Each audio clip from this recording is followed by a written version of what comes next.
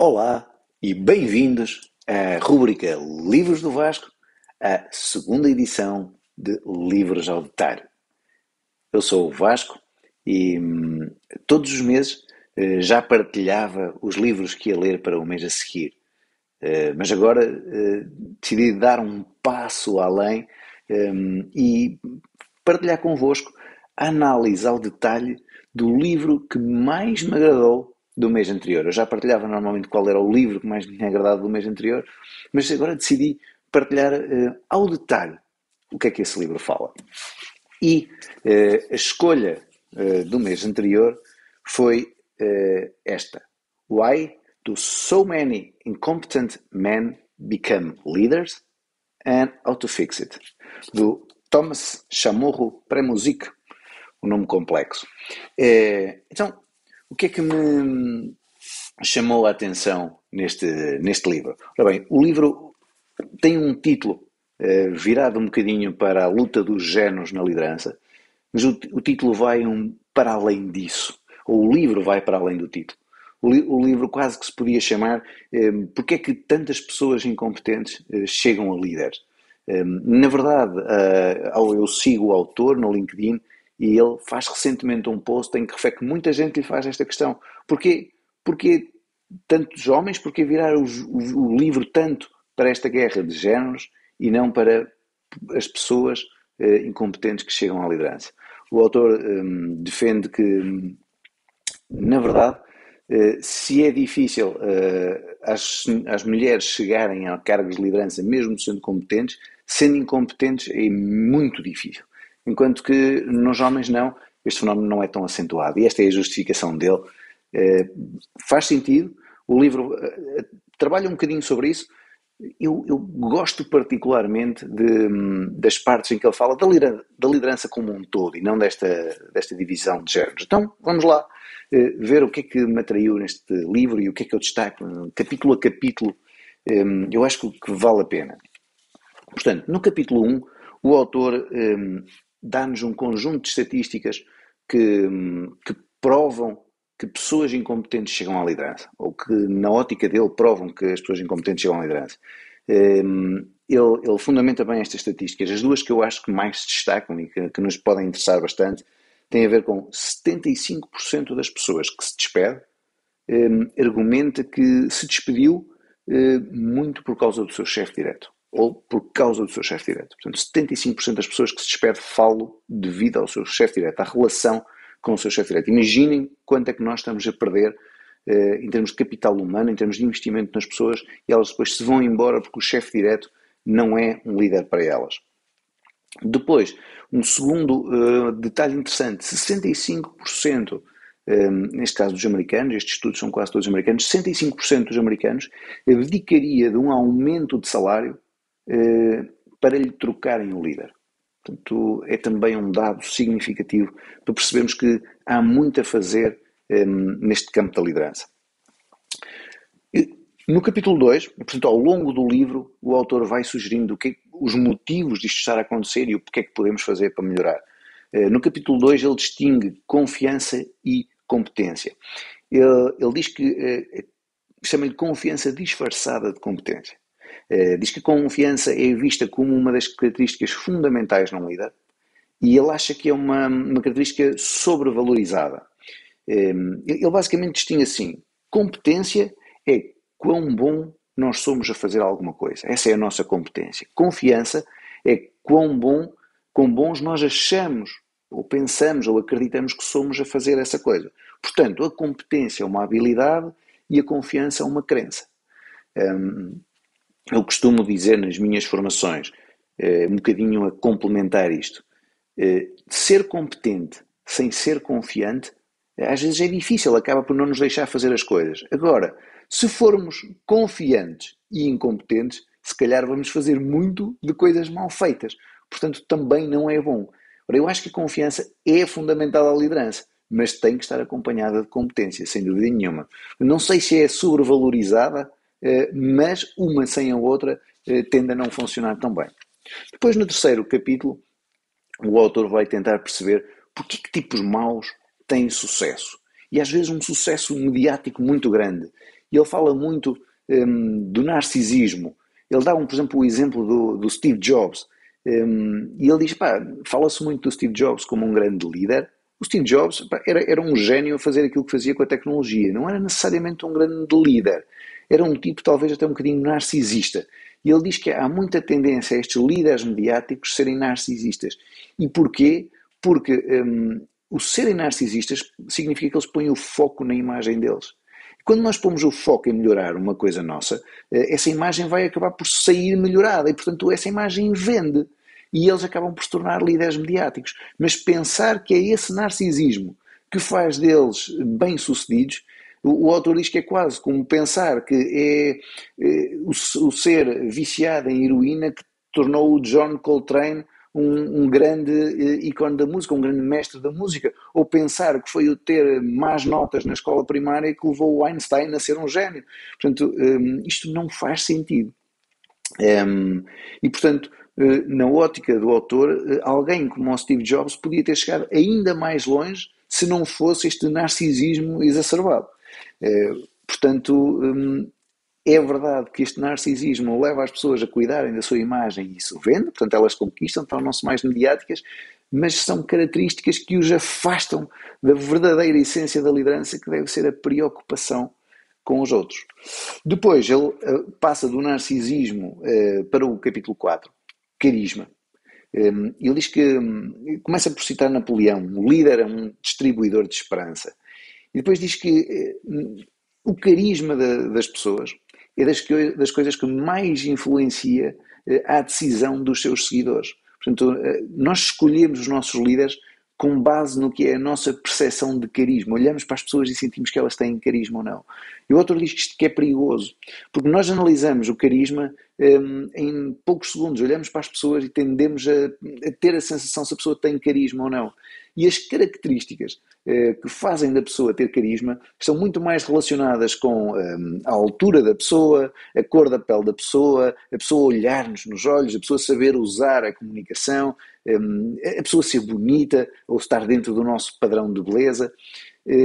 Estas são coisas que nos fazem tomar a decisão de carisma. Ora, nenhuma destas coisas é propriamente uma competência necessária à liderança. Talvez a parte da comunicação tenha ali casa ali um bocadinho, mas as outras não interferem nada na competência. A verdade é que são estas coisas que influenciam o carisma. Ele depois, nem é tanto neste capítulo, mas mais à frente toca outra vez neste ponto e diz, por exemplo, que a questão da altura influencia sobre a percepção de carisma e nós tendemos a escolher os nossos líderes, por exemplo, com base na altura. Não há nenhum presidente americano, eu refiro-me novamente aqui aos Estados Unidos, não há nenhum presidente americano que seja baixo.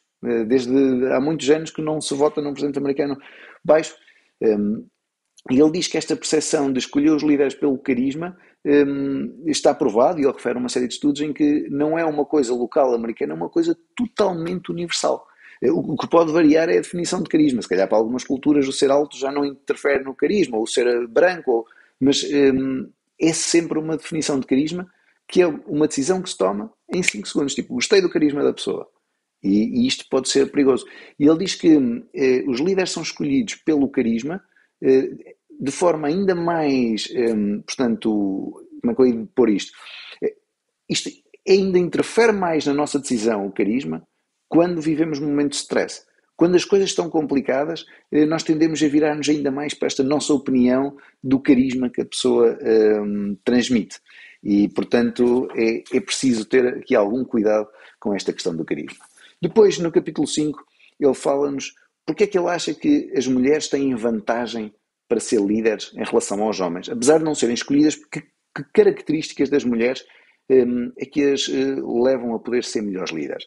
Ele refere 2 grandes características. O facto das mulheres tendencialmente, ou de forma genérica, serem melhores a dominar a inteligência emocional e refere também que as mulheres são mais empáticas. E estas são 2 das características mais importantes da liderança dos dias de hoje. Portanto, a capacidade de nos dominarmos emocionalmente e a capacidade de criar empatia nos outros. E, portanto, as mulheres hoje estão mais bem preparadas para resolver problemas. Ele diz que líderes empáticos têm mais facilidade em ver os problemas na perspectiva das outras pessoas. E, portanto, isso faz deles mais centrados no problema do que propriamente em si. E então têm mais possibilidade de resolver bem os problemas.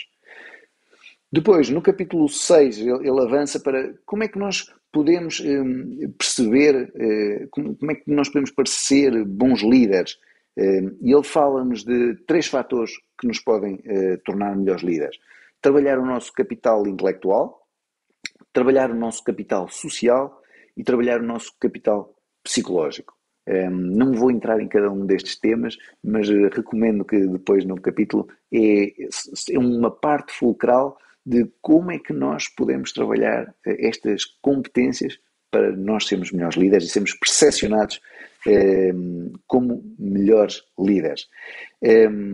Depois, no capítulo 7, ele fala-nos de como é que nós podemos e devemos abstrair-nos do nosso instinto, da tal nossa tendência para avaliar carisma, para tirar conclusões precipitadas, e devemos avaliar a capacidade de liderança de quem nós estamos a avaliar através de métodos um bocadinho mais científicos.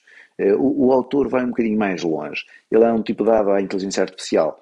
Ele acha que no futuro vão surgir algoritmos, tipo os algoritmos das redes sociais, que vão dando importância aos nossos posts e percebendo os nossos gostos. Ele acha que a inteligência artificial vai nos permitir criar algoritmos que avaliem o nosso desempenho no trabalho e com isso encontre padrões de liderança e nos consiga dizer quem é que tem mais aptidões para ser líder. Vamos ver se chegamos aí. No capítulo 8, ele dá-nos novamente mais pistas de como melhorar a nossa liderança, de como sermos melhores líderes. Começa por desmistificar aqui a questão da genética. Ele refere a alguns estudos que se têm feito sobre a influência da genética. Ele diz, por exemplo, que hoje os estudos que temos, os avanços tecnológicos nos permitem perceber que, por exemplo, para a definição da nossa altura, a genética conta 90%, ou seja, 90% daquilo que nos vai determinar, ou dos fatores que determinam a nossa altura, tem a ver com a nossa genética. Se pensarmos, por exemplo, no peso, já cai um bocadinho esta importância, mesmo assim são 80% de importância dos nossos genes no peso que nós vamos ter enquanto adultos. E quando pensamos em liderança, esta percentagem, esta importância cai para 30%. Portanto, a habilidade para liderar depende do nosso genes em apenas 30%. E tudo o resto é trabalho, é treino. E, portanto, uma ótima notícia, já temos aqui estudos científicos que nos mostram que 70% da nossa capacidade de liderança está completamente nas nossas mãos e não depende em nada da nossa genética. Depois, o autor refere algumas ferramentas, e eu vou referir uma delas. Ele fala do coaching, fala do processo de coaching para nos ajudar a melhorar a nossa liderança, da importância de arranjarmos um coach que nos ajude. Mas ele vai além do processo. Ele diz, o processo de coaching é especial, mas não é uma ciência pura. Tem uma dose, tem uma mistura de arte no processo. E, portanto, o resultado que nós conseguimos obter com este processo de coaching depende muito da pessoa que escolhemos para coach. Então, o coaching é um processo interessante, mas que não é uma ciência exata. Tem o toque de arte e, como tal, o artista que está por trás do processo tem uma influência muito grande no resultado que se vai atingir. Portanto, fica mais uma boa dica de saber escolher bem o coach que depois nos pode ajudar. Medir o impacto de um líder é o último capítulo do livro, o capítulo 9, em que o autor diz que é muito difícil medir o impacto dos líderes, porque há líderes que numa determinada fase da empresa, do projeto, podem ter uma habilidade muito especial para levar o projeto para a frente, mas depois podem não ser os líderes ideais para seguir o projeto. Em função das pessoas que têm para trabalhar, podem ser ou não os líderes ideais. Ele dá vários exemplos de líderes bem-sucedidos em determinados momentos, em determinadas fases, e depois menos bem-sucedidos noutras, e porque é que as características podem ser mais adequadas a um momento ou adequadas a outro. É bastante interessante esta análise dele. Ele compara o avaliar a liderança com o perceber se, por exemplo, naqueles animais tipo os elefantes, os hipopótamos, eles têm uns passarinhos que lhes vão comendo os parasitas que estão no corpo deles, e parece quase de senso comum que estes parasitas são muito úteis a estes animais, porque lhes vão tirando os parasitas do corpo e não deixam que os parasitas os firam, que podem eventualmente até provocar infecções, não é? Portanto, isto é o senso comum. Mas cientificamente não há uma prova de que aqueles pássaros efetivamente ajudem os grandes mamíferos. Porque o que os pássaros fazem é, eles esperam que o parasita se alimente, esteja bem alimentado para o comer, quando ele já está cheio de sangue. E não há estatisticamente uma prova de que os animais, os mamíferos que têm aqueles pássaros às costas, que têm esta espécie de acordo com os animais, tenham melhores condições de saúde ou tenham menos doenças do que os outros. Não, eles quando têm o mesmo número de infecções, estatisticamente não se consegue distinguir. E ele diz, é muito difícil nós realmente percebermos qual é a vantagem daqueles pássaros, se realmente há ali uma relação win-win ou não. Muitas vezes na liderança também é difícil avaliar esta relação win-win. Quem é que está a ajudar quem? É o líder que está a ajudar os liderados? São os liderados que estão a ajudar o líder? Porquê é que o líder sobressaiu desta maneira? O livro vale a pena ler. O livro tem também uma parte que eu referi aqui menos, pronto, do papel dos géneros no chegar à liderança, não que eu dê menos valor a essa parte. Eu acho que nós hoje todos temos de ter as mesmas possibilidades de chegar à liderança.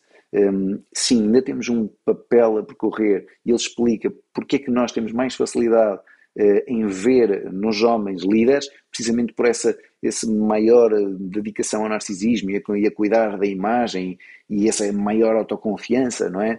E pronto, isso leva-nos a vê-los, a percepcioná-los mais como líderes e é mais fácil promovê-los mesmo sendo menos competentes. As senhoras têm mais dificuldade em se mostrar, principalmente se não forem competentes, não arriscam mostrar-se. Para se mostrar-se é porque são competentes. Mas as senhoras têm características fantásticas para chegar à liderança e hoje têm que lhes ser dadas essas oportunidades. O livro é espetacular, mais uma vez vou partilhar convosco a capa do livro. Muitos parabéns ao autor, excelente. Sugiro que o sigam no LinkedIn, porque ele vai deixando dicas muito interessantes. Aproveito para vos recomendar, se gostam de livros, esta é a rubrica a seguir. O final do mês partilhamos os livros que vamos ler no mês a seguir e agora, a meio do mês, fazemos uma análise mais detalhada, mais exaustiva sobre o melhor livro do mês anterior. Muito obrigado por nos seguirem, um grande abraço e boas leituras.